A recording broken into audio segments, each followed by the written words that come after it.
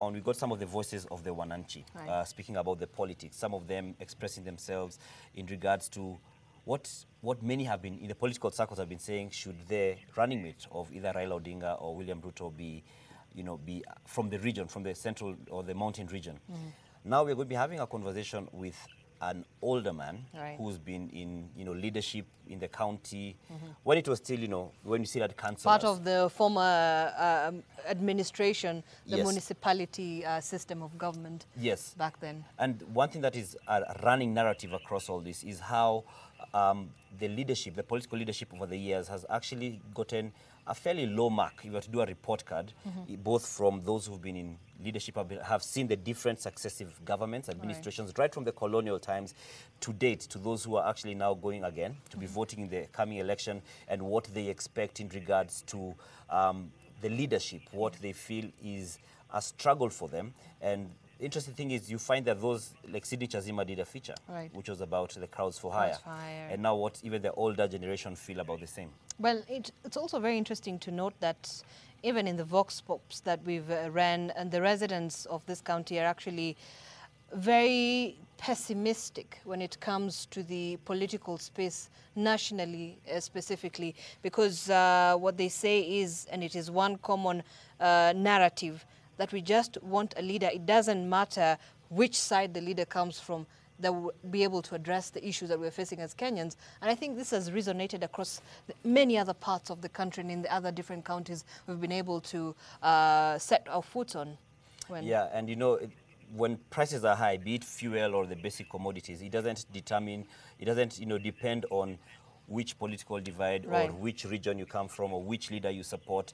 If the milk is 60 bob, it is 60 bob, whether you are from whichever political side of the political divide you have your persuasions or otherwise. So that is something that has resonated with many people as we go along the journey. Right. Well, the principles of leadership since Kenya's independence have evolved from a people fighting a common enemy, the colonialists, to a democratic state with a different crop of politicians taking the political stage over the years. The performance of many, however, has been deemed less impressive to the electorate, I beg your pardon, inauthentic and barely having much to show as they exit. Tonight, NTV's Melito Letenge speaks to Stevenson Kengara, a former councillor in Roiro in the county of Kiambu, on the gains and faults of leadership in the country. A walk through the motions of Kenya's political journey through the eyes of a man who has witnessed it from the colonial government to the current administration is an eye-opening one. 85-year-old Stevenson Kengara Nganga, a former councillor of Ruiru Ward, has seen a lot, having been both on the side of a leader and Mwananchi. The octogenarian, who hails from Githunguri, Kiambu County, tells me that reflecting on the past could change what he considers the feeble sails of the current politics. Make the people to know their priorities, you see. So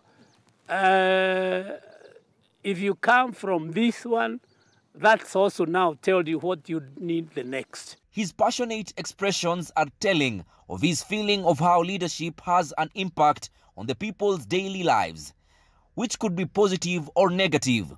This as he hails the idea of devolution. He points us to this old house that still stands in Githunguri town, which he says was a doctor's house in the colonial days, which tells a tale about the long journey to development. Somebody living in such a beautiful house, and you hear is a doctor. A doctor, how do you think a doctor would live? Can even a peasant man can live in that house?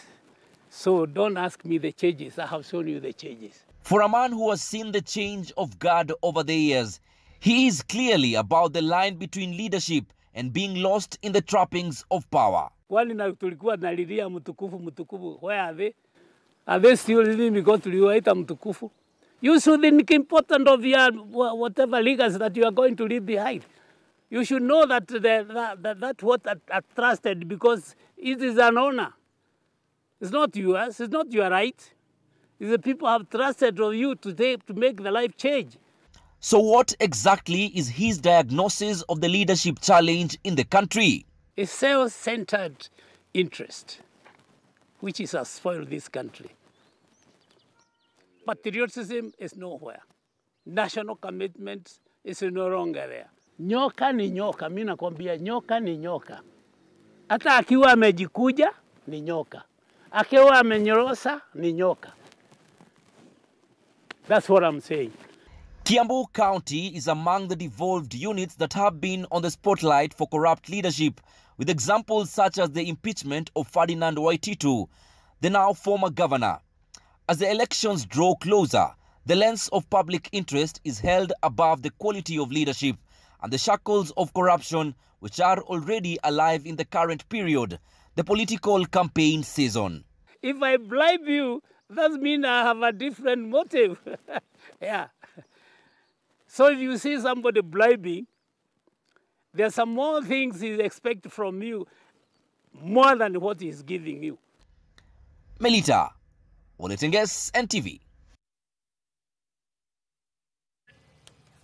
Some deep lessons there to learn from the good old man, and a lot of things to reflect on in regards to the leadership and those who are aspiring for leadership, and ultimately those who are going to be voting in leadership.